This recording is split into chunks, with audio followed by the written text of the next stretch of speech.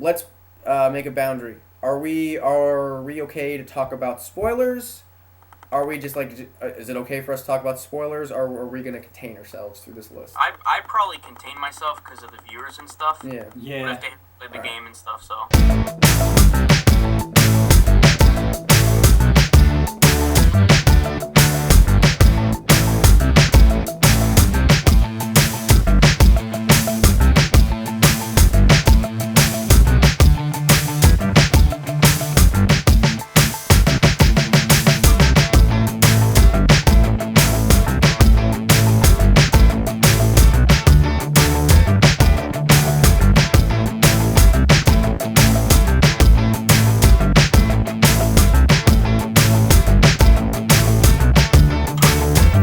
Hello, everybody, and welcome to our Game of the Year episode of the Push Play Podcast.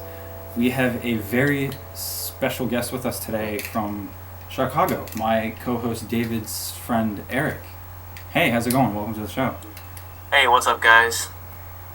So, I think we're going to start the show talking about probably our top 5 or top 10 Game of the Years that we've played.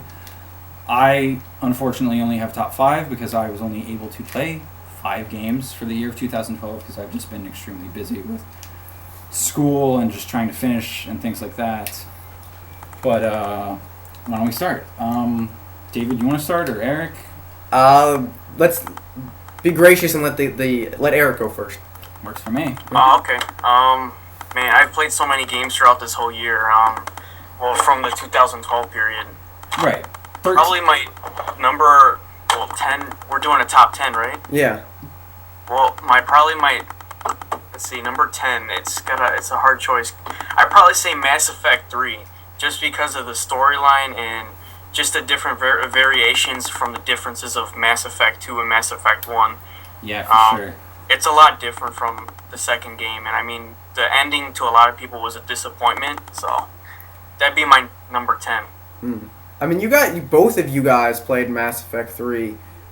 Did you guys do the DLC where it adds more choices, and did you go back through the ending again, and did that change how you felt about the ending, or? Yeah, I mean, I downloaded the DLC and stuff on Xbox Live and stuff, but I mean, it still didn't do me any justice. I mean, I like the storyline and stuff, just continuing on from the first game, but I just didn't enjoy the ending. I mean, that's why I put it on my number 10.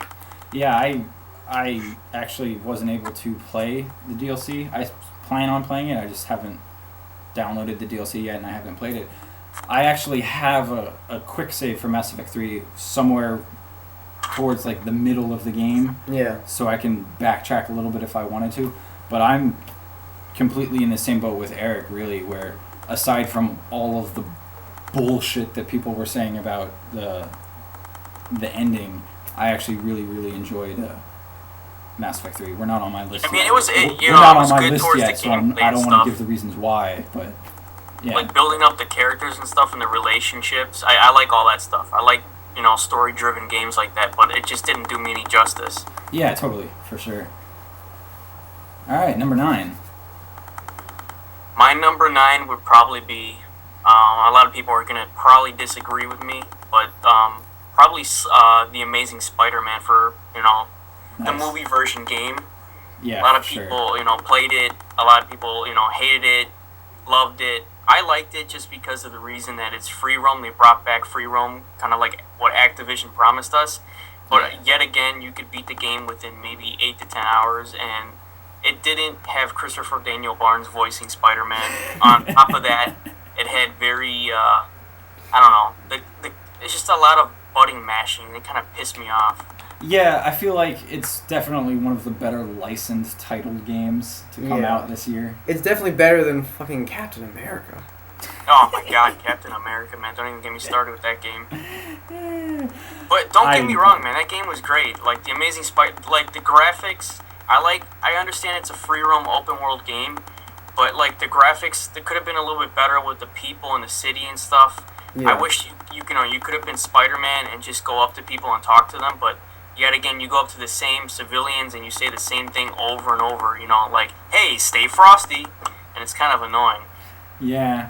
And a lot of the side quests were really all the same. It's like Yeah, exactly. rescue The this side quests person, don't take them change. there, go beat Yeah. up this person. Say, Yeah. But I think the Batman Arkham combat works for its favor. Oh yeah, totally. Yeah. Spider-Man. And they took a lot of combat off of. They copied Arkham City, which I understand was pretty cool, but like it's kind of copying Arkham City. It's like, come on, man, you can't compare Arkham City to the Amazing Spider-Man. Oh no, of course not. Yeah. So I mean, that's all I have to say about the Amazing Spider-Man. Yeah. Number 8. Probably Darksiders 2. I know you're gonna hate me for that, but Darksiders 2. I didn't even play Darksiders 2. It's not what I expected. I expected to play as Death, be Death, and do everything as Death, but it's a lot of like puzzle solving, and it gets really annoying. Like, I love the graphics and stuff, and I love the characters and all that fun shit, but And just Michael Wilcox's puzzle voice solving, it is, just like, kicks amazing. your ass. Yeah, and I love Michael Wilcox. His voice is. Oh man, dude! When I found out he was the voice of him, it's like cool. Yeah, it's thinking about the Crow. His voice of Death is just fantastic. I love. Yeah, Michael he sounds Wilcox. like some middle. I don't know, like some King Arthur, some King Arthur character or something. Yeah, he's got that sort of like the raspy voice, but it's also a little bit. It's got power behind it. Exactly. Yeah. It's got that intimidation behind it. Yeah. Exactly. That's it's what it's like a good demon voice. Yeah. But I mean, like overall the story was pretty good, but just like the puzzle solving just kind of got annoying after a few turns and stuff. Yeah. But that's my number 8. Awesome.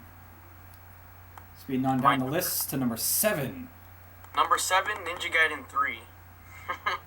A lot of people are gonna probably hate me for it too, but Really? Yeah, I actually enjoyed Ninja Gaiden 3. Wow. Unlike a lot of people. I mean, Yeah. just because I was a Ninja Gaiden fan and a DMC I like a lot of hack and slash games.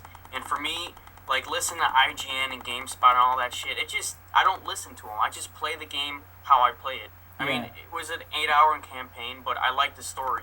A lot of people that were Ninja Gaiden fans hated Ninja Gaiden 3. Yeah, mostly because there were no like decapitations in it, and it was just crazy. Like I mean, and they took away all your weapons. Yeah, like Ninja Gaiden. Gaiden. Wait, a lot of weapons. Yeah, they just like left you with a sword and a bow and arrow. Like Ninja Gaiden 3 is not on my list at all, but I did find it kind of a guilty pleasure. I kind of find myself going in between. I like it, and kind of whatever. And Eric, let me ask you something. Was it extremely easy? From my experience from my experience and from what I know, the Ninja Gaiden games in the past are excruciatingly hard. Oh my god, man! Don't even get me started. Ninja Gaiden Black for the original Xbox and Ninja Gaiden 2 was such a pain in the ass to beat. Literally, you get to the first or second level, you fight the first boss, and literally you get your ass whooped over and over. And I felt in Ninja Gaiden 3, it was a lot easier to beat the bosses and stuff. Like, there's this one T-Rex, robotic T-Rex you have to fight. Sweet. And I beat him within the first try. I mean, that's another downfall about the game, but I just actually like the story and stuff. I mean, it was captivating to me. Yeah, I kind of noticed that in the department of bosses, and especially a lot of things, especially since it's a lot easier than the older ones, Ninja Gaiden 3 kind of went the DMC 3 route of just crazy over-the-top stuff just going on. I mean, it's nothing like Dante surfing on a fucking missile. Oh, God. Or singing in an opera. I hate you. What number are we on? Number 6. 6? Yeah, number 6 would probably be Fable 3. Did that come out this year? I think it was this year, yeah. Wasn't it this year? No, I'm pretty sure it was 2011. Oh. Can I count it in as this year, sort of? Because that's when I bought it. You've already started, so you might as well. Yeah, might as well. Okay, my number 6 is Fable 3. I've been, like I said, I'm an RPG fan and stuff. But, like, Fable 3, I like the story. And it numbed down a lot of the choices you could do from the original Fable 1 and 2. I know David hasn't played it at all. But, I know just becoming king finally in Fable 3 and deciding what fates and promises you have to make towards your people. Yeah, I actually enjoyed that. I remember that sounding like really interesting, and having to decide like who to give money to and stuff like that. Yeah. I'm pretty much just Yeah, gonna I play mean, Fable 3 and that's it. Yeah. Like throughout the game, you meet these characters, and then you make them basically you make them promises, and then you have to keep up to your promises at the end of the game when you become king and you're on the throne. And if you don't, the people turn against you and stuff. That's what I like. It's decision making that catches me into the game. That's why I put it on my number 6. Awesome. Halfway down the list. We're halfway done. Number 5. Sleeping Dogs is my number 5 because it's free roam, love free roam, open world, RPG, all that shit. Another thing, I'd put it on my number 5 because it's another clone copy to Arkham City. Just the combat. Mm-hmm. Yeah, I know the melee they did. combat It was stuff. originally supposed to be True Crime Streets of LA or whatever, but I think Square Enix bought them out, and it became like Sleeping Dogs. But like, I like the story. It's a freaking badass game, guys. And that's why I put it on my number 5. Andre, how do you feel about the game? Have you played it? Yeah, I actually played it fairly recently, and I actually finished it right before David finished it. We played it roughly about the same time. What was your takes on it?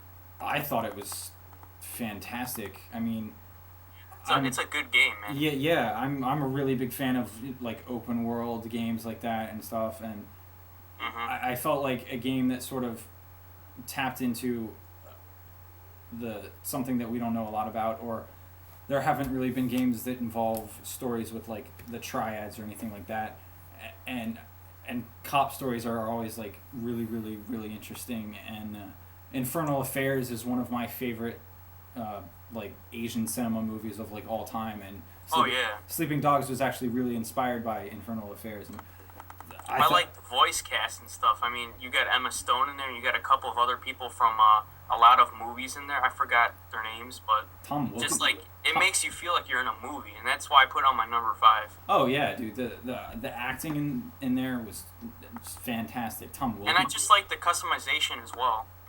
Yeah, I like kind of how like it has like these subtle RPG elements, like how the clothes give you different abilities and like stuff like that. Exactly. I thought that was all really really really interesting. Yeah. Yep. You got 4 more. You got 4 more. I got 4 more, and I got 4 good ones coming up. Awesome. My number 4 would be Assassin's Creed 3. Assassin's Creed 3 was phenomenal. Really? I love the Assassin's Creed franchise, and when I first found out about playing another protagonist in the game, like playing as Connor, I had my doubts. But when I played that game, man, dude, I was so captivated into the game. Such an epic game. Like, I love it. I just love the Assassin's Creed franchise. Yeah, I haven't played it yet, but visually it looked beautiful. Like it was just a really visually it's just looking beautiful. game. I love becoming Connor. You see Connor growing up. You start off as a kid, and then you see you work your way to becoming an assassin. And Achilles trains you. You get to be a captain of a ship. It's kind of like Pirates of the Caribbean. Sweet. You know, you get these ship battles back and forth. I like the open world of the wildlife where you can finally hunt animals. It's kind of like Red Dead Redemption and stuff. Oh, Man, cool! Yeah. great freaking game. Awesome. I'll definitely have to.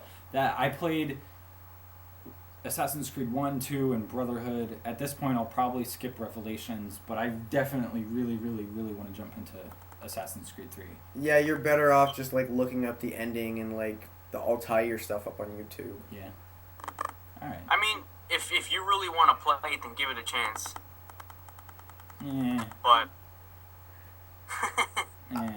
I don't know. I'll figure it out. you should give it a chance. Yeah. I'm kind of burned out on Assassin's Creed at this point. Dude, you got 3 left, and you've had a great list so far. I'm really interested to know what your number 1 is. And you probably can't see the expressions on Andre's face, but he's been surprised by a lot of the stuff on your list. That's great, man. I was mostly surprised when you said Ninja Gaiden 3. Yeah, man. I love that game. A lot of people can, troll me and say, you suck, you're wrong, I don't give 2 shits. I enjoyed it. The haters are welcome, but, Yeah. All right. My number 3, Dishonored. My number 3 is Dishonored because I like first-person games, It's another assassination game. Yeah. I like the story, and it's by the people who made BioShock 2K games. Am I right? Is it David 2K knows. games? David knows a little bit more about Dishonored than I do. He's kind of been following it a little bit more. He was really, really excited for it. I don't know anything about the development. I know it's not it might have been published, but it was never made by the BioShock guys. I actually found out about Dishonored because of David. David actually told me, "Hey, Eric, go check it out." And I checked it out, rented it, and I thought it was a great game. There was at least from my point of view, there was something about Dishonored that felt very BioShocky about it. Maybe. Yeah, just the graphics probably. Maybe, or maybe it was just like the powers or something like that.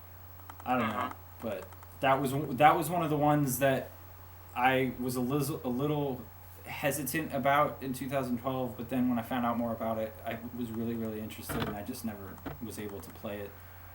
Yeah, I caught interest after I saw the assassinations on like the demos and stuff at E3, and I actually enjoyed the story. I mean, I beat it within 10 to 12 hours. I know I know the girl that was Hit Girl in the Kick-Ass movie is supposed to play. Really? I think she plays the daughter or something. Yeah, she plays the daughter. I didn't know that. Yeah, I didn't know that either. The protagonist is silent. I mean, I kind of like Dead Space or whatever. He's silent, but Yeah. I know that since it's got so much views and stuff, and it got good reviews, I know they're probably gonna make a sequel to it. I mean, I know that they have like an all-star cast in there, but you would barely know it from the way that they've used the cast, from my understanding. Oh, really? Yeah, Very I remember seeing an article about that on Giant Bomb. That mask that you put on is just freaking cool. Just the way he looks and stuff. Yeah, I remember just being sold on the concept itself when it was described, but when I saw the gameplay first time, I was, I have to play this game. Yeah, I remember them talking about how it was sort of like almost kind of like a science fiction or futuristic, very like Victorian London, and that seemed really, really interesting to me. It kind of reminded me of like Back to the Future, like just the futuristic stuff. Not really, I mean, but just like, hey, you guys ever seen Back to the Future Part 2? Yeah, of course. Just like the city and stuff. And then it reminded me kind of like Star Wars The Old Republic because of the city and, all the, I don't know, just the big buildings and stuff. Cool. Awesome. Yeah. My number 2, down to the last 2, my number 2 would be The Walking Dead, Telltale Games. It took me so long to convince David to play The Walking Dead. No, I was down. Well, I wasn't down for playing it at the very beginning, but I did. It's just that I wanted to wait for all 5 episodes to come out and just play them, like, one after the other. But after playing the first one, I was like, fuck, Andre was right. I feel like an asshole after playing this. I can't do them all at one after the other. I think it took me, like, maybe a month or so to really just try to convince you to just play the damn game. Because it was just... really a fan of Telltale Games, but like David kept telling me, "Hey dude, you gotta play it. Hey dude, check this out. Yeah. It's awesome. Go check it out." I finally bought it when it came out, the complete edition, for $30. And dude, man, that game was freaking. The storyline was captivating. Just being like taking care of a little girl when you're in zombie apocalypse and you gotta handle all this different situations and stuff. You grow attached to the characters. I enjoyed it. I mean, the ending made me fucking cry like a little baby. I haven't finished Walking Dead yet, so I don't know how it ends.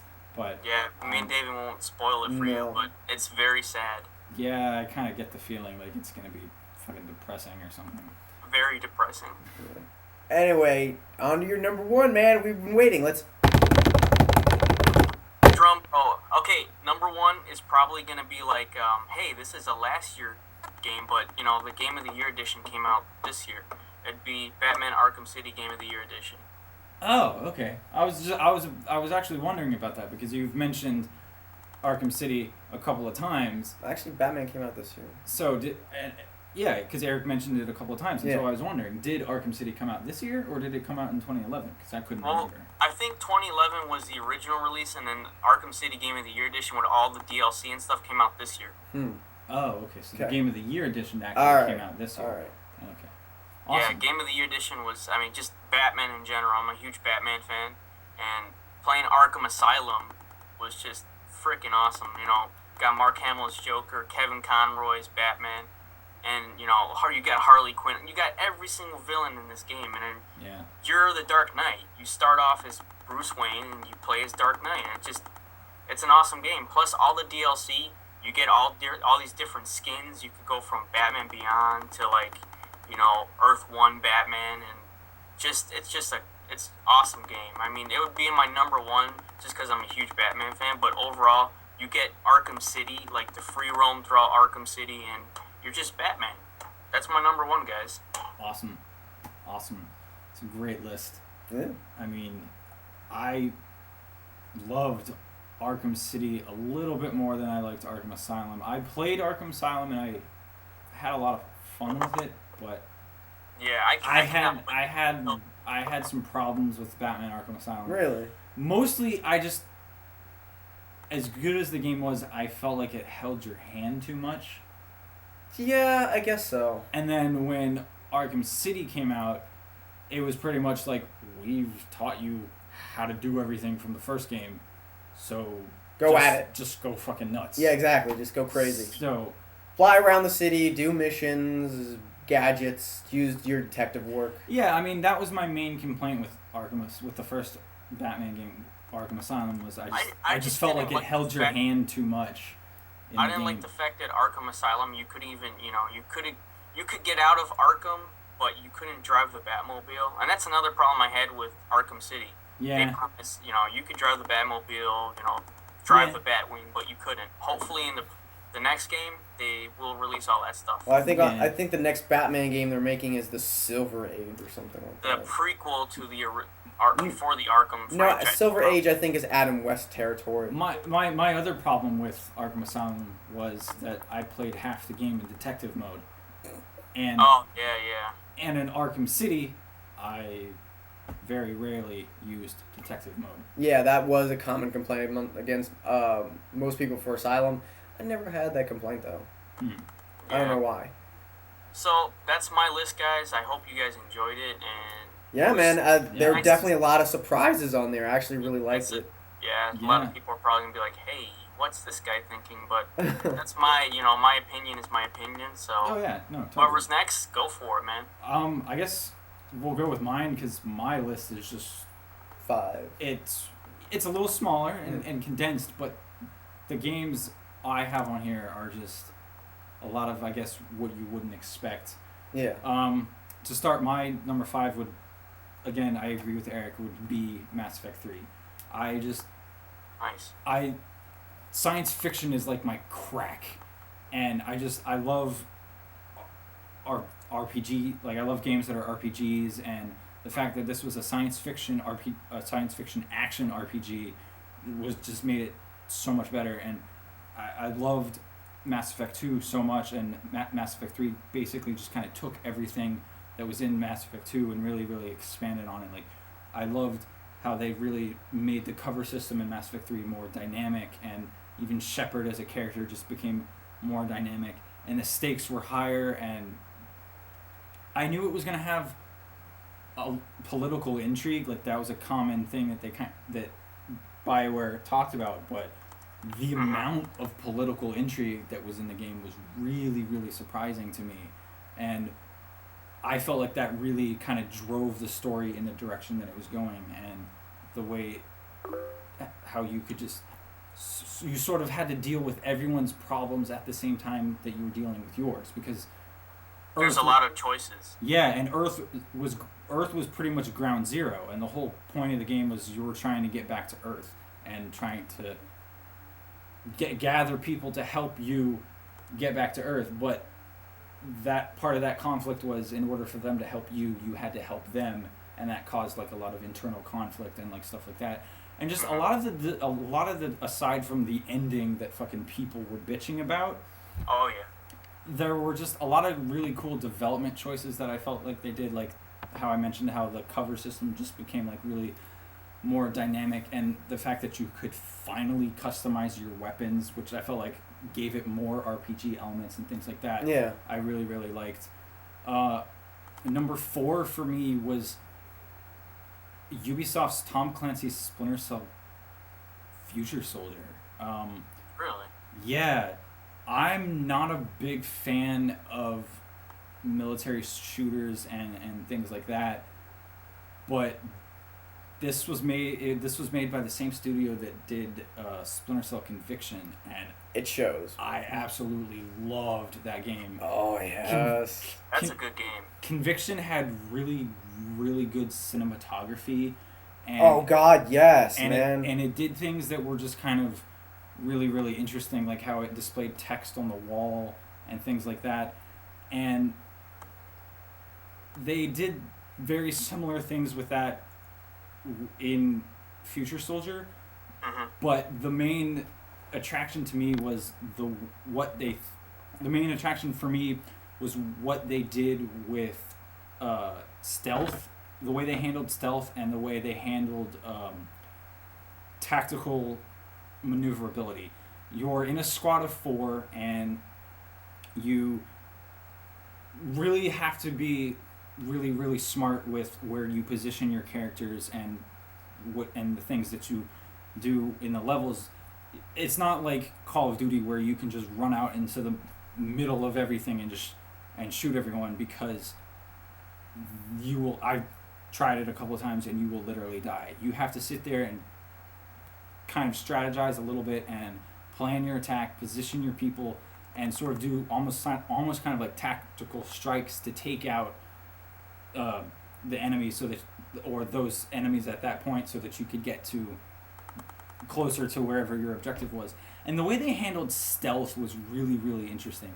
Not only because it was stealth, but it was stealth in a team. Like, it was stealth condensed in a group of 4. Yeah. And the stealth affected the way you played, and it affected like a lot of the missions. Like, it was they obviously rewarded you for primarily being stealth, and I'm horrible at stealth based games. But if it's just a stealth game, I'm gonna be bad at it. But the way they did this with stealth and strategy kind of at the same time, Yeah. made it a little bit easier to control. And then that kind of mixed with, like, the character you played as had really, really interesting gadgets. Like, you had this, it was a sonar grenade, and you threw the grenade and it would flash and it would, like, show you where the enemy's hiding through walls and, like, things like that. And then as you progressed farther in the game, there's a mission where they literally take those 3 teammates away from you and you're by yourself. And, Man. And you have to go through the entire mission by yourself. So it was like, oh, you're halfway. They intensify it. Yeah, so it's like, oh, you've gone halfway through the game and you've worked really well with your teammates.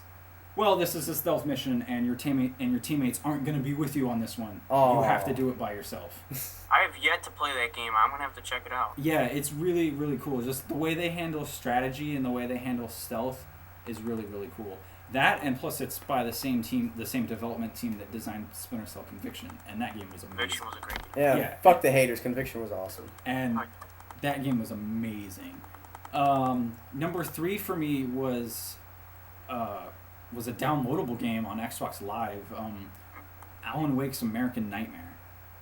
I am a huge fan of the first Alan Wake game.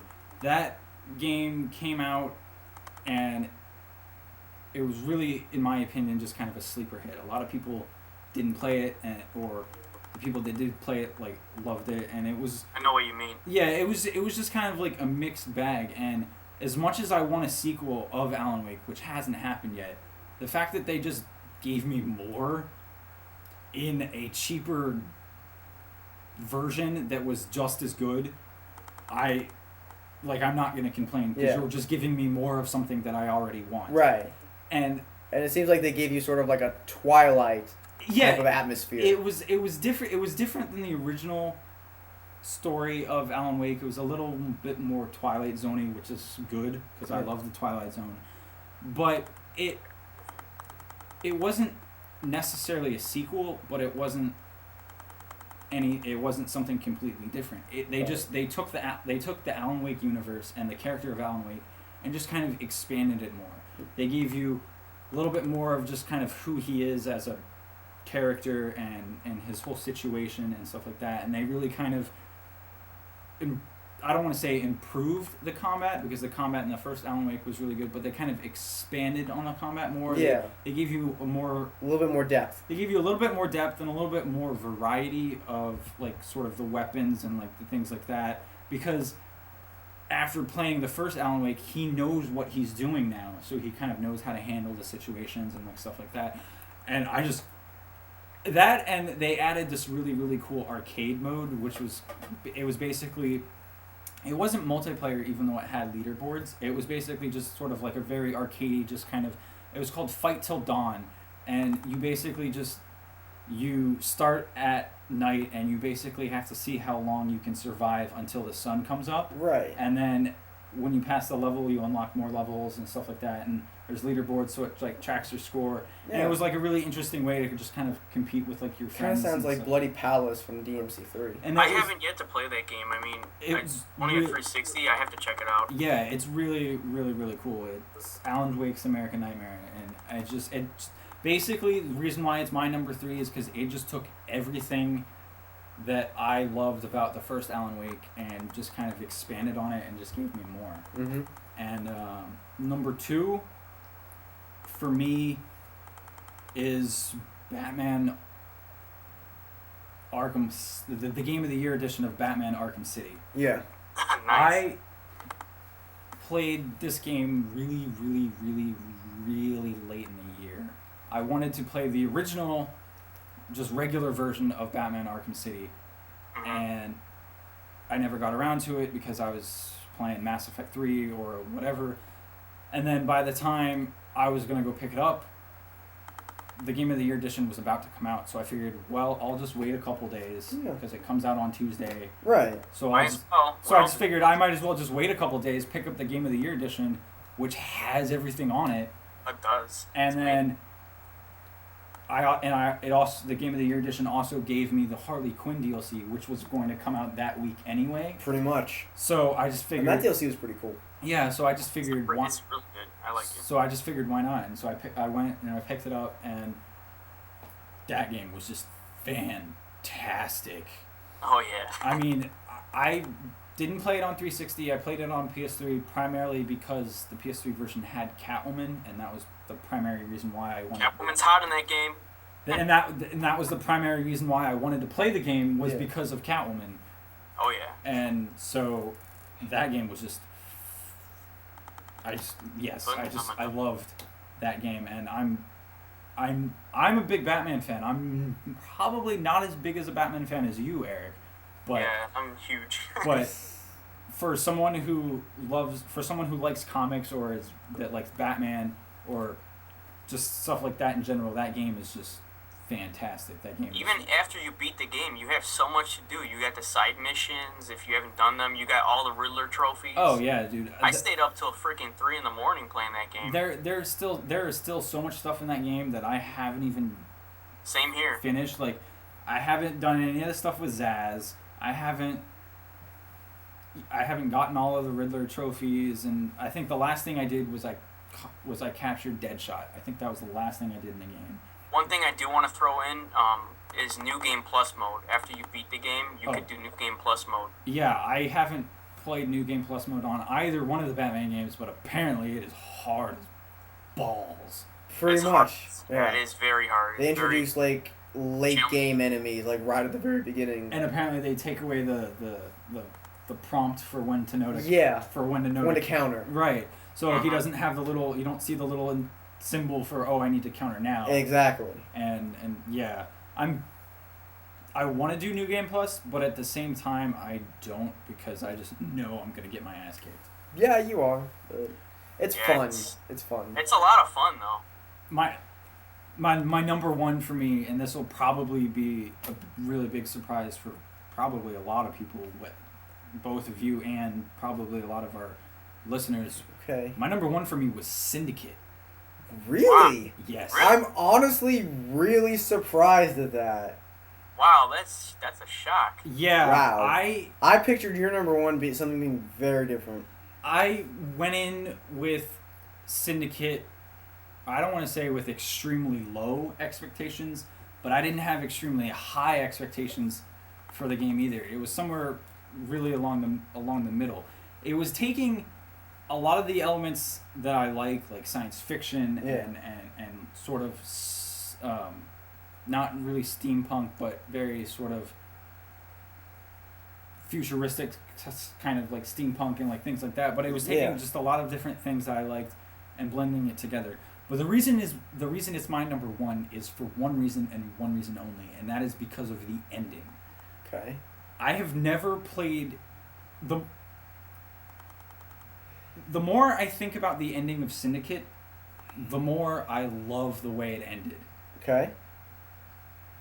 And it was just one of those games where I would constantly kept going back and thinking about the ending, just because, not necessarily the last hour of like the gameplay or anything, but the last 5 minutes of the way that cutscene was, and the last thing that she says to you, and the last thing that the character does, just the ending, just the way that the ending of that game was just, just, oh my god. And it did a lot of really, really, really interesting things. Like, you have this ability. The whole concept of the game is corporations run the world, and sounds like today. And zing. Yeah. And you're this agent or like this super spy for like one of the corporations, and you basically have this chip in your brain, and everyone in the world, not everyone in the world, but the people that can afford it, they all have chips in their brain, and the chips allow them to do different things. Like high-class scientists that work for the corporations all have chips in their brain. But what makes you, the character that you're playing as, special is your chip is the chip that's in your head is different, because your chip can hack into everyone else's chip. Right. Pretty cool. So, and that's really kind of cool and interesting because of the way it affects the gameplay. Because like you can literally hack into everything. So like if you kind of reminds me of Deus Ex.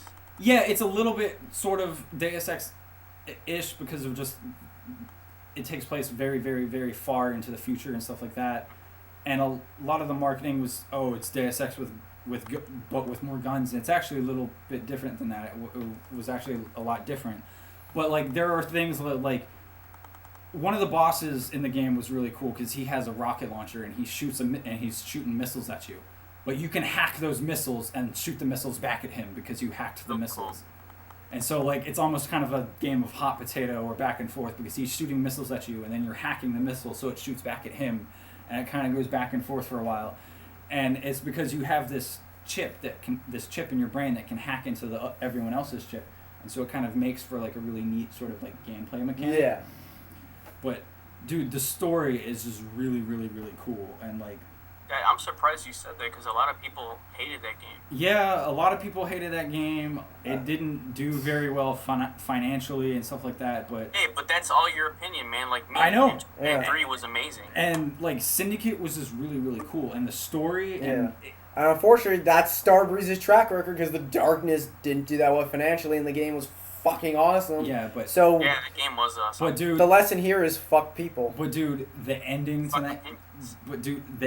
to that game is primarily the reason why it's my number one. Just because the more I think about it, the more I love the way that game ended, especially with the way the pacing of the narrative was. Yeah. And how the way it ended was just kind of a huge, just kind of like, whoa.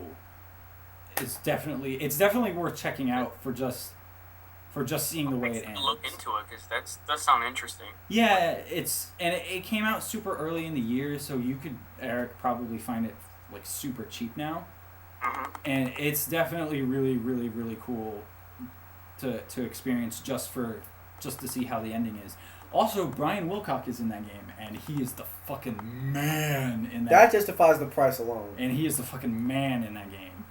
Awesome. So that's another reason you should probably go pick it up because Brian. It's dirt cheap right now too, I think. Yeah, it came out so early in the year. I think it came out in like February or April or something like that. Yeah, it's probably like super mad cheap. It's $30 now. Is it? I think. I'm not too sure. Could probably be a little bit cheaper than that. I think I saw it at Target for 20. But yeah, dude, that fucking just the more I think about that game, the more I love the way it ended. Wow. And Brian Cox is in that game, and Brian Cox is just an amazing actor, and he's so good in that game. Mm-hmm. So that's cool, man. I enjoyed your number one. Yeah, that's my list. Awesome. 2 awesome lists down. Yeah, we got Now one. it's time for you. Do you have a top 10 or top 5? I have a top 10. Excellent. Awesome. All right, let's piss you guys off. Oh god. Oh Yeah, God. all right, no, I'm kidding. I'm gonna rant. I already know it. All right, so what's your number 10? My number 10 is Hitman Absolution. How the fuck did Really? I know? Well, first of all, the last time I talked to you about Hitman, you didn't finish it. I finished it after we talked. Oh, okay. That Yeah. makes, Oh, you, that oh, makes you sense. Yeah. I actually really like Hitman. I thought it would have been higher on your list. I did too. There weren't too many games that I played this year that I hated. So I just impress easily. But yeah, Hitman Absolution, there's a reason why, even though it's really good, it's at the bottom. It's kind of strange how Hitman Absolution kind of gives and yet takes away at the same time. Like, a lot of people saw the first footage of Hitman Absolution with the library and thought, oh god, it's going to be Conviction. This doesn't look like Hitman at all. It's going to be linear. It's all going to be shooting. What the fuck? Yeah. I Um, remember the controversy behind that. and thankfully, that's not the case at all. And then the controversy came about the voice actor not coming back. Thankfully, he came back. God. But yeah, like, there are some... I do not like the checkpoint system in the game. Well, most checkpoint systems in games are pretty bad. No, but especially this, because they're not like you hit a certain point and then a checkpoint happens. No. The checkpoints are literally scattered around the level, and you have to find them and you have to activate them. Oh, so it's not like a default Yes. checkpoint. Well, there are default checkpoints, but there are also... But that's only when you finish an area. Like, let's say the area of the library that they showed very early on, and you get through that, and then you end up at the rooftop. There's a checkpoint there automatically because you went to a different area. Right. But if you're in one area and you're still trying to get through it, there's a checkpoint there somewhere usually, but the checkpoints are scattered so far apart from each other that if you die, you have to do that sequence all over again, and it really discourages trial and error gameplay. But isn't that kind of the purpose of the developers of the Hitman games? Because That's the Hitman games have always been kind of really challenging and trial and error and kind of hard like that. Take his clothes, do that. Yeah, trial and error is kind of inherent in all stealth, but especially in the Hitman, like the two things that have set Hitman apart, well, the trial and error, but also the disguise system. But the checkpoint system, like I said,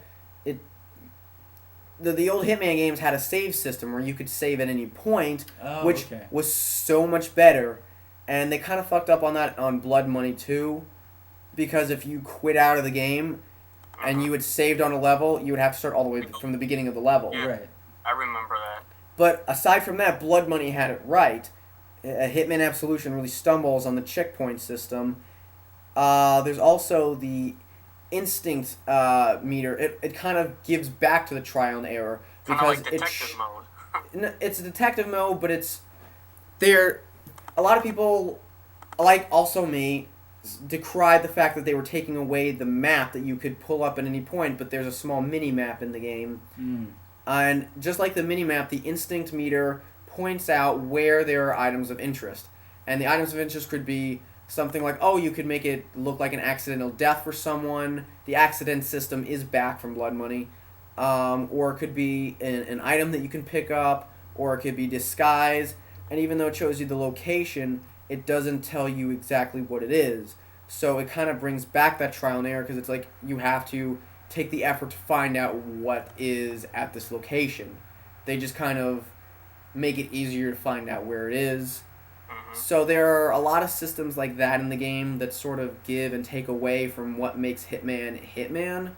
Also, the story is really goofy, and that says a lot. Well, I don't have a history with the Hitman games. I've never played them. But from what you've told me, haven't the Hitman stories always been really kind of goofy? Sort of. They've been dark. They've had sort of dark humor to them. That's kind of been like the trademark for Hitman. they've never really been all that goofy. They've been strange, but Absolution kind of goes just out of its way. Like they have these. It's probably just because they have motion capture actors now, but they have like these actors like there's this Blake Dexter, the cowboy, who has like all these just weird mannerisms, and it actually kind of fits Hitman in a weird way. But they have this story about Victoria, and she was bred to be an ultimate assassin, and she has like this thing around her neck that if you take it off, she becomes weak, and it just kind of That's the little girl. Yeah, Victoria, and you kill your confidant Diane from like all the other games. Yeah, I YouTubed that part because you were telling me about it, so I YouTubed the beginning of Absolution. Yeah. And yeah, you were absolutely right. Like, it doesn't make any fucking sense. I know. Like, he shoots her, and then he's like, I should kill you. Why did you do this? Right, and then he's I like, saw it in wait, the why? trailers. Why That's the all I fuck did I saw. just shoot you? Because now you're telling me I have to go do this thing because the corporation we were working for has betrayed us. And it's like, couldn't you... Logically, that would have made sense if you told him that before he fucking shot you. Yeah, exactly. And if you think that didn't make sense, the ending doesn't make sense. Don't spoil it for I'm me. not going to say Yeah, anything. dude, don't. I'm not going to say I anything. mean, I'm not going to play it, but don't I'm spoil it. just saying the ending doesn't make sense either, at all. It's weird. Unless, Is it like a Capcom thing where they're just gonna DLC the ending? no, the God. game is no, the game is complete. The game is complete. Okay. Well, that's good. I just wish they had brought in the sniper challenge, but anyway. Yeah, that seemed real. The sniper challenge seemed really. Yeah. Good. I would have played that. That seemed really interesting. The only thing I didn't do was the contract mode, but yeah, through all of its faults, it is Hitman. They have the accident system back. They do have the disguises. They do have the silver ballers. They have David Bateson. Oh, nice. Everything that you would want out of a Hitman game is pretty much there. But yes, it is more linear, which kind of also goes against the trial and error. Right. That's another reason I didn't pick it up. I'll wait till it drops a little. Yeah. But have you played the previous Hitman games, Eric? Oh yeah, I played Silent Assassin. I played Blood Money and Contracts. Nice. Yeah. I enjoyed Silent Assassin the most. I do think that Blood Money is the strongest, but Absolution is a strong contestant. I just hope that now that IO has like this. By the way, the world is just fantastic. It's beautiful. I have. Oh my God! I have. Not just the graphics, but the artistic direction is fantastic. I have noticed that with Absolution, that just all of the environmental artwork. Yeah. Like that, like the beginning when he's outside. Yeah. I have noticed that all the environmental artwork was really, really, really gorgeous looking. Yeah. Like the trees when he was in wherever with the not the village but the fucking logging place where he was. Yeah. Like all the pine trees and everything. Like all of that just looked. That was all just really, really, really. Oh yeah, cool. and if you remember, you saw in Rev Games the part where he's the one guy he's talking about. Oh, I don't have prostate cancer. Yeah, and he pulls him out the window. window. It still has the dark humor. It still has all of the familiar trappings that you want out of a Hitman game. It's just that they stumble a little bit with some of the new stuff. I just hope that now that IO has built this new engine and has a handle on this new graphics engine. Well, actually, I think they did it for Kane Lynch, but the sequel anyway. Oh, yeah. I hope that they can make a more open-ended, more traditional Hitman that is more akin to Blood Money. Right. But just better. Cool. Yeah. So number 9. My number 9 is Darksiders 2. Darksiders 2 was a mixed bag for me. It was a game that I kept coming back to and then stopped playing. The first world was definitely the best. Well, not the best, but how many worlds are there? It was about 5. First world was definitely one of my favorites. Second one was also really good. I think third, you went back to Earth or something. The Earth level was really weird because it was basically just a shooting gallery. Mm-hmm. I noticed that, as the game got further along, it increased in the amount of puzzles it had. And unlike Eric, I actually like the puzzles because I actually like to think. I like to think too, man. What are you trying to say? Yeah, what are you trying to say? I'm trying to say I'm more cerebral than you guys. Yeah, whatever. Yeah, whatever, man. Play the fucking Legend of Zelda Ocarina of Time and then get back to me. Yeah, whatevers. No, I have to sort of agree with Eric on that one, dude. Yeah, play Okay. Twilight Princess, play Ocarina of Time, and then get back to me on that, David. Zelda. If you're talking about puzzles, then you should go play some of the fucking Puzzles puzzles up that the are in ass in that Zelda. game. Yeah. Yeah. Yeah. Well, Play some of the enjoyed those puzzles that are in the puzzles. Zelda games, and then come talk. all right. If I'm gonna play Ocarina of Time, I'm gonna do 3DS version because I heard the Water Temple's a bitch. Oh god. No. Oh Nobody yeah, likes that's Water the worst Temple. one. Have Don't- fun with that. Don't get me started on the Water Temple. That fucking Water Temple pisses me off. Yeah. Anyway, Darksiders. I've never wanted to break a DS, and I don't even own a DS. I don't even own a DS. Darksiders 2, yeah. It just feels so different from Darksiders 1. Darksiders 1 was very Zelda dungeon-esque. Yeah. It was very adventure. Darksiders 2 focuses definitely more on the action. And the AI is not very consistent. A lot of the time, enemies are a pushover sometimes. They're just like, they just rake you over and just rape you like crazy. That's what I meant by the puzzle solving. Like, you're supposed to be death, and Yeah. yet you're fucking puzzle solving throughout the whole fucking game. Yeah. And He's deaf, man. Nobody got time for that. yeah, exactly. That's what I have. That's how I felt. That's Well, how then I you might felt. as well just use the argument that, oh, you're deaf. Why don't you just be able to whisper in people's ears and just kill them immediately? Because then there would be no game. That's one of the main reasons why I got the game. You play as death. Yeah, but then there'd be no Plus- game. It plus would that- be too easy. Plus that character art, that fucking mask was Oh, yeah. Oh badass man, that looking. mask is badass. He looks like something out of Slipknot. Yeah, like some crazy metal band or something. Yeah.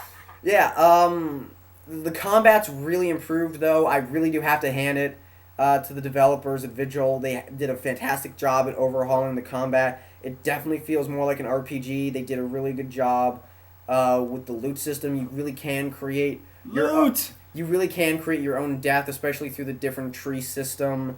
It feels like you can branch out, whereas with the first game, War was pretty much just war, as the way the developers had intended it. It feels like they definitely gave you more choice.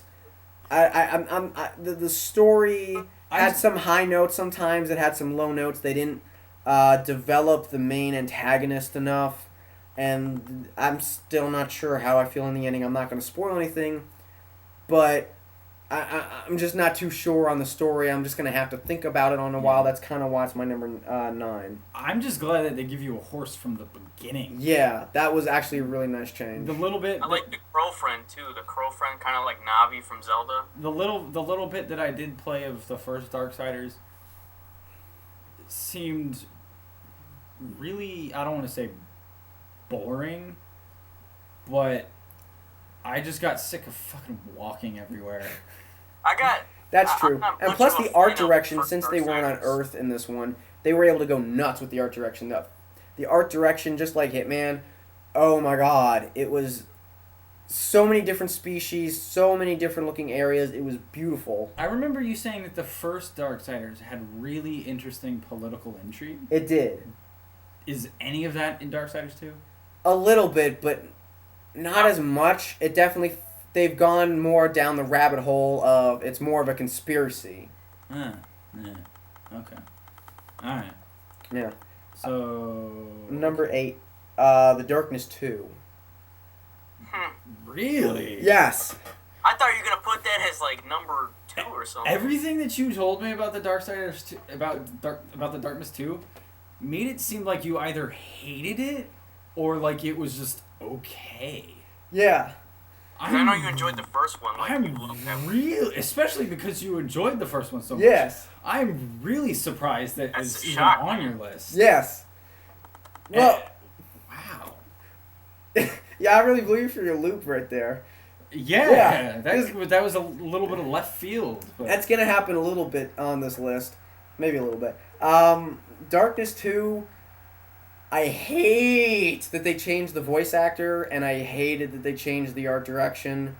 At this point, yeah, I recognize that the voice actor does do a good job, even though I still like the original. well, hey, at least they kept Jenny and no, at least they fucking kept Mike Patton. yeah, except that they made him way crazier in this one. But that's another thing. I've gotten used to the art direction, but I still would have liked the original art direction. Mhm. But for all of my gripes, I do have to admit, even though it is a gorier game, which I think goes against what I liked about the first one, I did notice that, and Yeah. I feel like the more I think about it, and as much as I do want to play the Darkness 2, Yeah. I feel like it would have been a little bit better and kind of would have gotten the point across more if it was a little less gory. Yeah. I mean, like, there's a part where you rip a dude's spine through his asshole. That's some crazy shit. Yeah, I mean, literally, like, I think in the first game, even though you're tearing people's hearts out, I think the most violent, goriest thing that happens in the first game is towards the end of the first game where you're at a mansion and that was the first time the Darkness like went nuts. Yeah, and there are guys literally working for your Uncle Polly pleading for their lives, and the Darklings are like slowly creeping towards you, and the Darkness is like, yes, kill them. And then it goes to black, and all you hear are their screams, and I think that's the goriest thing because it leaves it up to your imagination as to what happened, and it leaves it up to the darkest, most depraved part of your mind to think of what could have happened to these guys. And then, literally, it comes back, and then just everyone's dead. Yeah, and that's, I mean, Starbreeze made the first game, and Starbreeze made Syndicate, and they just, from a development standpoint, not necessarily from a narrative standpoint, but from a development standpoint as designers, like as game designers, they just, at least from what I've played of like Syndicate and things like that, like when it comes to Starbreeze, like they just know how to design games really well. They are a class act. Yeah, like they just like all their games are just like Syndicate was designed really well, you know. So yeah, I can kind of see how you're saying like it just fades to black and like they don't want you to visually experience it. They want you to sort of a little bit more imagine it. Yeah. Whereas with this game, it's all about showing you the violent stuff. But yeah. I do have to admit, is there an option to turn that off? I don't think so. Yeah, like it's mechanically. I do have to admit, I don't like I don't like the design that it's more linear. I did like the fact that you could explore around in the first game, and I liked the puzzle aspect. Even if it could have been done better, in the second game they could have at least tried to do better with the puzzles. They could have tried to put puzzles in there. But I do have to admit, the pacing is really good, and it's actually good that it's short because had it been longer, the concept probably would have dried up way long ago. Yeah. The powers are really cool. It's definitely more of a first-person shooter now, so it's good that the shooting is actually a lot better. The shooting seems kind of wonky in first game, but it still was really good. Yeah, it was still good. You can run now, which is good. The shooting is way better. The darkness powers are really cool, but I missed the creeping darkness. That was like your little stealth darkness power. I really like loved the that. little troll things. Oh, Yeah. the one that would like crawl under the doors and stuff. Yeah. Okay, I know what you're Yeah. talking about. Yeah, that one was really cool. They gave the Darkling a personality, even though you can't really. I mean, you can kind of direct what him to do, but it's not like the first game where you could have more control over him. But the story is really good, and I had to play the Darkness 2, even if I was really apprehensive. Even if everyone came up to me and said the Darkness 2 is a piece of shit, you should not play this game, I would have to play it. Just because of what the first one was. It's kind of like with Jeff and Ryan, where they had to play Duke Nukem Forever. I had to play the Darkness 2. Except the Darkness 2 is actually good. Right. Yeah. And I know Nick and James might be hearing this podcast later on, and they're going to be like, play Duke Nukem Forever, then come back to us. No, I'm not going to play it. Yeah, dude. I mean, I don't know if they are, but I agree. Duke Nukem. The little bit that I played of Duke Nukem Forever was I was running around. It was like that first like very beginning, like the hub world or wherever the hub place where you were or whatever. And I'm just like running around and I'm going to like the different rooms and stuff. And a friend of mine, Nick, actually was telling me how to get the Turd Burglar achievement. Right there, I'm just like, dude, game of the year. Fucking game of the year. Yep. I get to pee in a urinal in first person view, and I get to take a turd and throw it on the wall. Yay! Game of the year. Right on, Chuck. But yeah, Darkness 2, I have to put my feelings aside, and besides, the story was actually really good. And after playing the first game of Jenny being killed, which is like the hardest scene I've probably ever seen in the game, I had to join Jackie one more time on his quest to try and... Revenge. No, not revenge, but just reunite with his girlfriend. I mean, she's dead, but just any hopes at all of trying to see her again, I had to help Jackie Take a out. phone call, guys. I don't mean to interrupt. Be right back. Yeah. All right, I had to help Jackie out on this quest. The one final thing I don't like about the Darkness 2, again, they do like the first game. They end it on a cliffhanger, and there's no guarantee of a third game, because there's no Call of Duty. It's not like Darkness 2 is gonna be raking in money. Yeah. Let's see, my number 7. Wait, that was number 8, right? Yeah, that was my number 8. Yeah. Okay. So 7. My number 7. Actually, wait, did I even put a number 7? Fuck, I didn't put a number. I think I didn't put a number 7. But Well, can you think of a number 7? I'm just gonna put my number 6 as my number 7. All right. I'm gonna put I Am Alive. Really? Yeah, I forgot that you played that game. yeah. And I'm putting number 7 because even though I really enjoy the hell out of the game, I do have to admit it does mechanically have some little quirks to it. Sometimes when you want to jump, when you want to get back up, it won't let you get back I up. remember Brad saying that conceptually it had brilliant ideas, Yeah, but they just weren't executed very well mechanically. yeah. And I would say forget most of what Brad said because that game was awesome. That, and it was developed by Ubisoft Shanghai or something. I didn't even know that they had a studio in China. Yeah, they did. I think one of the versions of Double Agent, but Splinter Cell Double Agent. Right. Yeah, but yeah, I'm Alive I thought it was a fantastic game. Again, it's a game where the ending I don't know what it is with endings lately this year, but I'm Alive. I don't know how I feel about the ending. Yeah. I'm a little bit more optimistic about it than Hitman Absolution. It's ending, yeah. Yeah, but it's everything just from every time you climb, the music amps up, and it just, no matter how many times you go through it, that music never fears to maybe go, oh shit, I have to get through this quickly, otherwise I am going to die. The stamina system works Right. perfectly, and it really does make you feel like, okay, I could do this bottle of water, but that might fill me up a little bit too much. I only need a little bit. Why don't I just eat like this beef jerky or something? That'll fill me up a little bit. But then I also need a little bit of health, so maybe I should do this inhaler that'll increase my stamina, but also my health. I don't know what to do. Plus, all of the encounters, all the fighting is also really well done. It always feels like you have to think on your feet because there's so many enemies with either armor or guns, and you have to think on your feet right before they get up to you. So just conceptually, just mechanically, Right. it's a really solid game. It doesn't always work all the time, but again, that is something that it was really worked well for me. And again, another story where you're trying to find your wife and your daughter, and that kind of like goes away really quick, and you just have to save this little girl. Right. And again, that's something that I was like, I don't know why. I could understand that. Yeah, no, that definitely sounds really, really interesting. And unfortunately, Eric has to leave, but I mean, it was really great to have you on the show, and it was really great that we got through your list first, and we can't wait to have you on. I appreciate you guys calling me for podcast, man. We got to definitely do this again. We definitely can't wait the to top have 10 disappointing games of 2012. Oh yeah, no, totally. We've loved having you on the show, and we can't wait to have you on the show again. So definitely thanks for. I appreciate it, guys. Yeah. Andre, thanks meeting you. I had a lot of fun, definitely. man.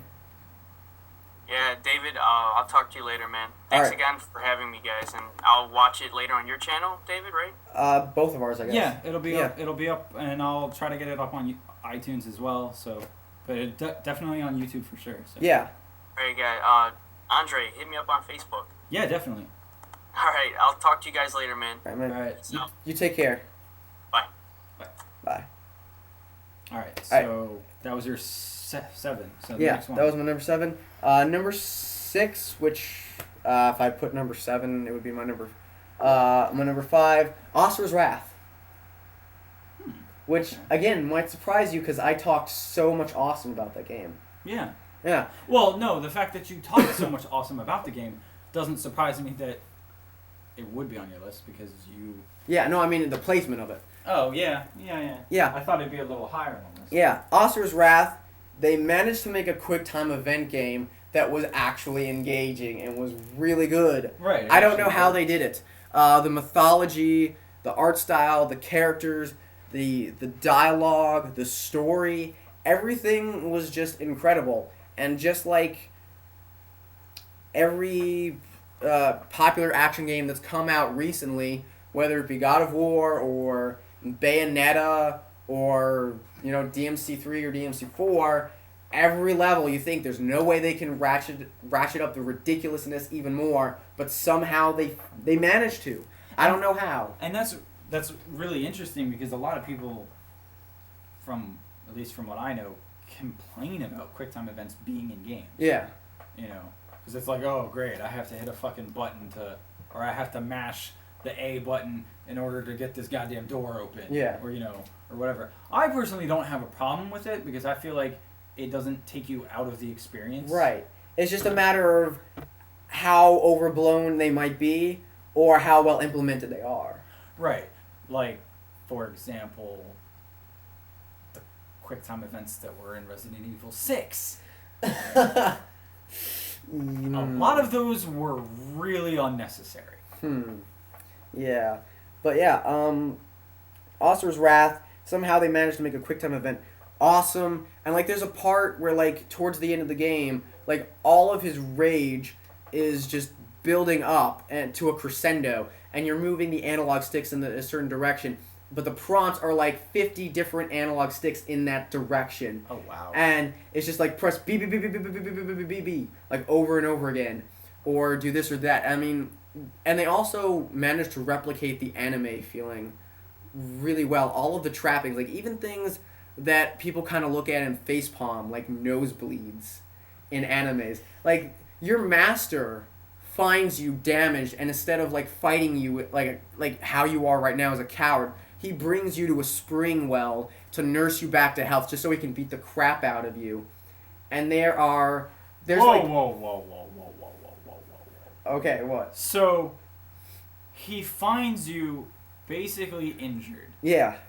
And instead of just finishing you off, he heals you back to full health just so he can beat the crap out of you? He wants you at your best.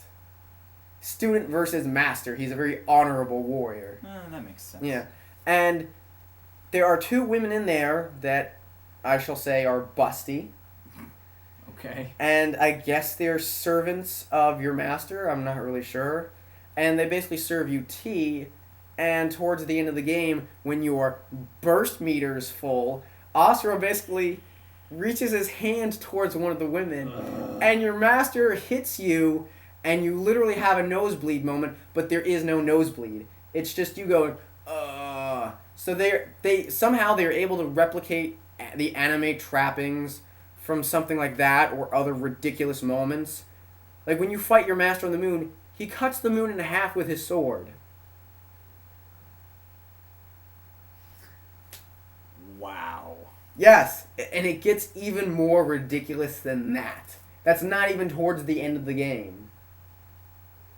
And it is just incredible. And they do it in the best way possible. You know how on Giant Bomb, Jeff and Ryan are always talking about dumb, but in the best way possible? Yeah. That's Asura's Wrath. Wow. Asura's Wrath is the epitome of dumb. But didn't they say the same thing about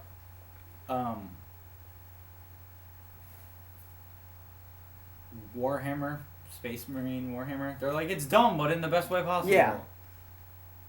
Except that concept wore out really thin. Yeah, that's what I was afraid of. But Asura's Wrath, like, the story's actually really engaging. You actually really care about the characters. And you want to... Really? Yeah.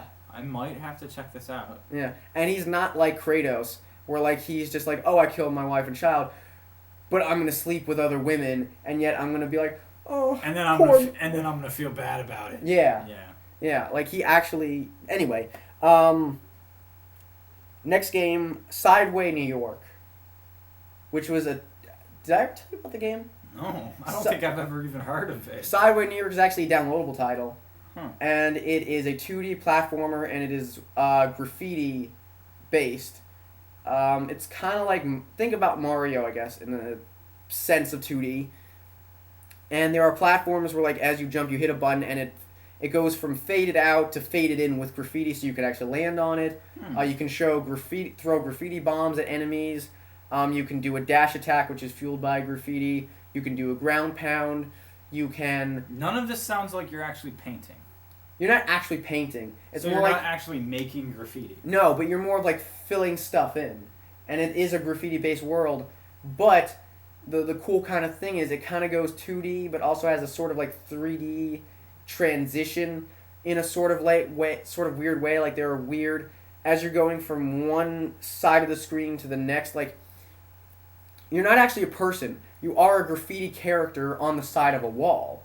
So as you're walking from one side of the wall to the next, you kind of wrap around the wall. So the camera kind of goes in that sort of that's cool. swooping. So you're like a 2-dimensional character on a 3-dimensional world. Yeah, except it is on it's a 2D platformer. Right. So it's kind of hard to explain. It's like Fez. Fez was a 2-dimensional character in a 3-dimensional world. Yeah. Because he was able to move. Sort of. Huh. And That's cool. I heard talk about how they wanted to make it into a cartoon series. I don't know if that's going to be. I can see that happening. Yeah, and it's actually really cool. I mean, the story, you don't really care. But, like, I have not played any game this year more than I've played Sideway New York. Really? Just because the gameplay is actually really interesting. It is a simple 2D platformer. And there are some frustrating moments, but for the most part, like there's also like a grapple swing mechanic, which is also graffiti based. Yeah. Again, like I've just for whatever reason I've played that game more than any other game this year, and if it was a disc based game, I probably would have burned the disc out by now. Really? Yeah, just I don't know why. Like just gameplay wise, just from a pure mechanics standpoint, I'm kind of sounding like David Jaffe here. It was just my sort of like my crack of the year. Right.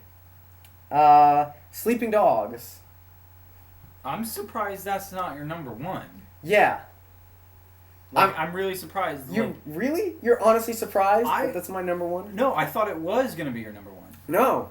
I thought it was going to be your number one because you talked about how you just loved the ending to that game. Yes. And how you just loved the game so much. You're like, dude, I want a sequel right now. And I was like, Sleeping Dogs needs to have a sequel. I don't care if I have to bust into that door and just hold everyone at gunpoint. So this Sleeping Dogs 2 needs to happen. So this is what, number 3? Yeah, number 3. I'm really surprised it's not your number one. Yeah.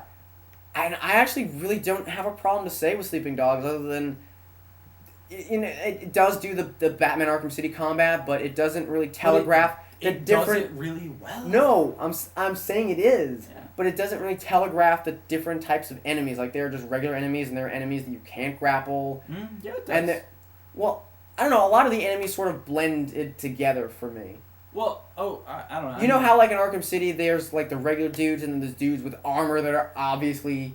Yeah, I mean, you can't really hit. There were some enemies that were like that in Sleeping Dogs. Like yeah, but they were mostly just the bigger, fatter guys. Yeah, those were the ones who couldn't grapple. Yeah, but there are other enemies that I couldn't remember what you either couldn't grapple them, or a lot of those were the enemies that had weapons. Like if they were holding a knife or something. Yeah.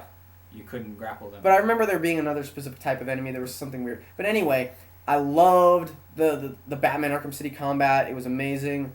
I loved the open world and like a leaderboard of like a score of like how long you go driving in that world without hitting anyone or anything, which does a really good job of incentivizing you not to hit anyone. Right. Which also because you're not cop. Me. Yeah. Because I hit everything in that game. You and me both, brother. Like, but yeah, like the driving was awesome. I really loved the gameplay, the gunplay.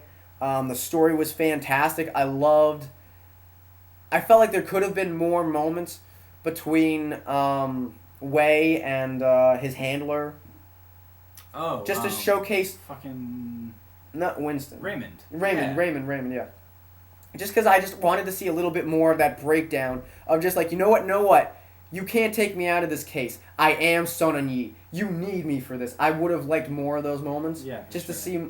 I love seeing. A lot of the more emotionally driven stuff. Yeah. But the stuff that's in there, I really liked. I love seeing, for once, a cop that actually is a good guy and wants to do the right thing. There is no, oh, I'm a cop, but I'm also a little bit corrupt on the side, but there is that sort of personal vendetta against the triads that leaks out, and you don't really know which way, especially late in the game. You don't really know which way Wei is going to side with, Yeah. if he's going to side with anyone. Yeah. And there's also that deep connection, his friend with Jackie, and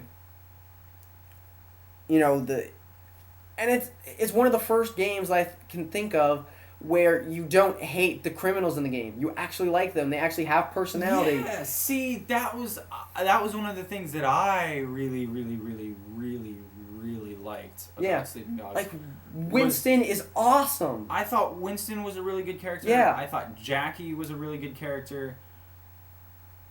As much as I hated Dog Eyes, I thought he was a well enough character for the sense of the type of character that he was. Yeah. He was developed really well. He was a good enough character, but that didn't stop me from wanting to cap a bullet in his ass. Well, yeah, that's the point. Yeah. But he was a good character for that. I know, I'm just saying, like, he talks about your main character's sister, about how she No. basically gave him a blowjob. No, I know. I played the game. No, I know. It was fucked up. And I wanted to kill him instantly, and I wish I could have killed him. No, I know. Yeah.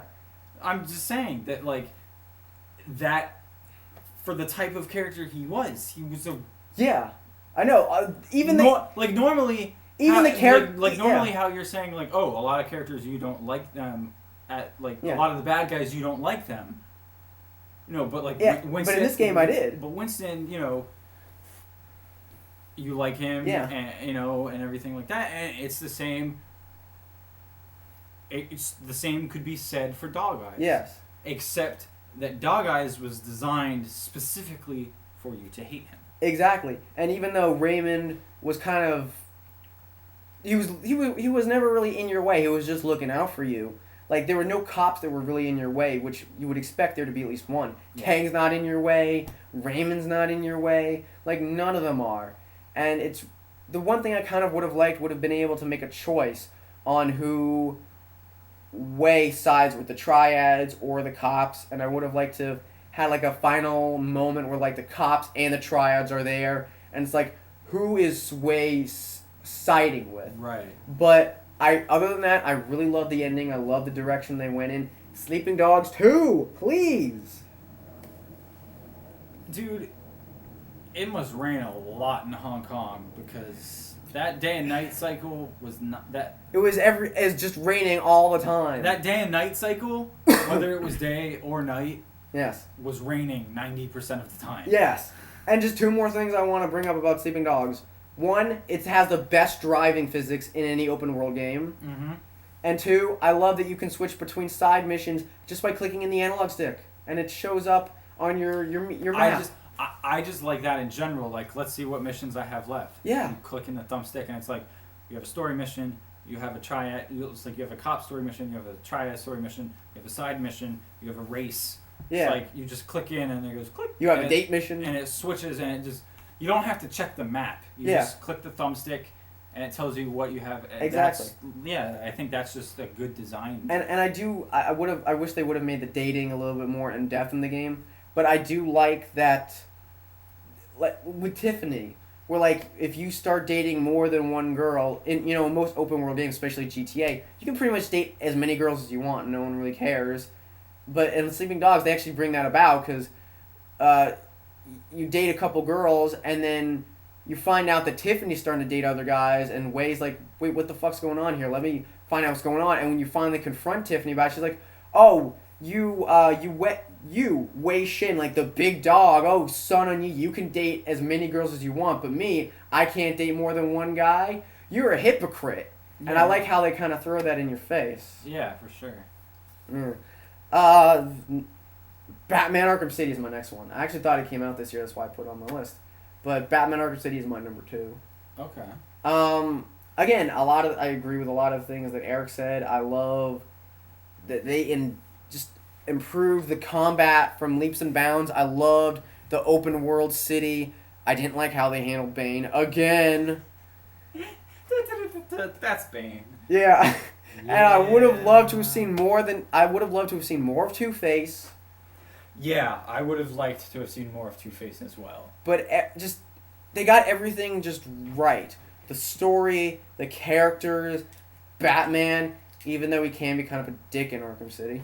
I mean, the way he talks to Alfred is kind of dickish. I think what you are trying to say is just the way Batman can be a dick in general. Yeah. Because yes, even the way he talks to Alfred is a lot of the way he talks kind of dickish. A lot of the way he talks is kind of it feels like that I'm the goddamn Batman is starting to seep into it, where it's just like, you know what? I know what I'm doing. I'm Batman. I've been through this shit thousands of times. I'm prepared. Or like he's smarter than everyone. Yeah. Like especially like when he talks to Alfred, he talks to Alfred like Alfred doesn't know what he's talking about or something, and it's like, dude, what are you doing? Yeah, exactly. It's like, but yeah, like with New Game Plus is amazing. Like you said, it kicks your ass, but it really does. It really pushes you to try to be the best Batman than you can be, and the upgrade system is so much more varied than in the last game. A lot of the upgrades in Arkham Asylum were more towards the Batarang, at least gadget-wise. Yeah. The boss battles, even though I like them in Arkham Asylum, are handled so much better. They actually feel more like boss battles and less like set pieces, especially like Ra's al Ghul was one of my favorite ones. That was such a weird boss fight for me. It was, but that's why the reason why I loved it. It actually kind of reminded me of Scarecrow if it was a boss fight. Yeah. The relationships are so much. There's so many more characters. There are some characters that they don't really get too much into. Like I would have liked more of Zaz, and I would have liked it if Scarecrow had made a return. And I don't really mind the fact that the Batmobile wasn't in it. I feel like the gliding system was perfect in it. Like there was nothing about it that they could have improved the gliding on. System. I actually kind of liked that Scarecrow wasn't in there because those were some of the Scarecrow segments I didn't care for in the first game. Some of them were really cool. Yeah. Some of them were really cool, but some of them I didn't. Especially with your parents. But some of them were really cool, but some of them I didn't really care for. That and like you said, like you ended up not using detective mode as much in Arkham City. Yeah. I felt like they integrated the gadgets into the combat system way better. Yeah. And then they had a bigger variety of enemies, and overall, like these are the guys that made the Batman Arkham combat, so they're the ones that can do the best with it. It's kind of like saying that Epic isn't the best when it comes to the Unreal Engine. Right, yeah. Like, they know how to use that engine the best way they know how to, because they made it. Right, but... Same with the combat system and everything else in the Batman games. But the Batman games were on the Unreal Engine. I'm just talking about everything else, not the Unreal Engine. Yeah. And apparently this DMC over here is also using the Unreal Engine. Yep. Which I find very, very interesting. Yeah. Because it looks really good. Yeah. Anyway. Actually, from a color palette, it actually kind of reminds me of Enslaved. Yeah. It has darker tones, but from what I saw, they pretty much used Enslaved's same color palette. Mm. They just kind of they use darker tones. But yeah, I did notice that. Alright, time for my number one, which I thought was going to be your number one. I thought this was going to be your number one, and yeah. Really? I really don't want to... when you say this is my number one and you think it's going to be, or this is your number one and you think it's going to be my number one, I'm thinking Sleeping Dogs. No. Which I realize now I didn't even put on my list, which I meant to. Yeah. And that's obviously not it, because you've mentioned Sleeping Dogs already. Yeah. And I thought, and I had said to you, I thought Sleeping Dogs was going to be your number one. Right. So why does it make you think it was going to be my number one? I don't know why, just because I really don't want to dick ride this game. I really don't want to, because it's already won so many Game of the Year nominations, but with The Walking Dead. I thought it was because you were fucking telling me this whole time, play The Walking Dead, play The Walking Dead, play The Walking Dead. Yeah. I can't not put this on the top of my list. I can't. Like, it is out of all of the games that I've played, it is, even if mechanically it is not always the best playing game, just because of the whole, you have like 4 'cause it's a- large prong Because it's a point and click. point and basically. click. Yeah. Yeah. You know, they don't handle action or stealth in the best way possible, but you can forgive that. Because of how awesome! Yeah. how great the story is. Yes, Sure. it is the most engrossing story I have played all year. And I literally finished every episode feeling like an asshole and knowing that all of these decisions that I've made would have an impact later on, whether they be small or big. And I found myself like siding with Kenny real early on. Really. And he was my bro. Throughout the whole series, he was my bro. But then later on, as like episode 2 and 3 went on, I sided more with Lily. Really. Yeah, and See, I never thought that would happen ever, because I thought Lily was just gonna be just a bitch throughout the whole game. But I started to sympathize with what she had to struggle with to have to make these decisions as a leader. because I sided with Kenny in episode 1, Yeah. and I think I more or less sided with Kenny, and I want to say in all of episode 1, or in all of episode 2, or at least part of episode 2. Yeah. But then episode 3, when I played episode 1 and episode 2, I tried very hard to be very careful with my choices. Mm-hmm. And then for some reason, when I got to episode 3, I fucked up somewhere, and I don't know what happened, but I think I said the wrong thing or something, Ooh. and now Ben and Lee don't get along very well. Like, Fuck Ben. it's very, I hate Ben. it's very, very strange. I don't know what I did. I mean, I can understand the emotional trauma that Kenny is going through Yeah. because he had to kill his own son. Well, I made Lee do it for him Oh yeah, of course. because no one should have to kill their own son. Never. And and losing his wife. I can't imagine that either. And like losing his wife His wife shot herself. and everything like that. Like she couldn't handle it either. But I don't know what I did, but something with talking to Ben about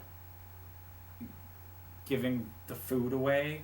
Yeah. I think I said the wrong thing or something, and now it's really, really, really uncomfortable, especially to the point where like when you find that tanker Yeah. and you meet those other two Yeah. people and they ask about who's down there and like what happened. Yeah.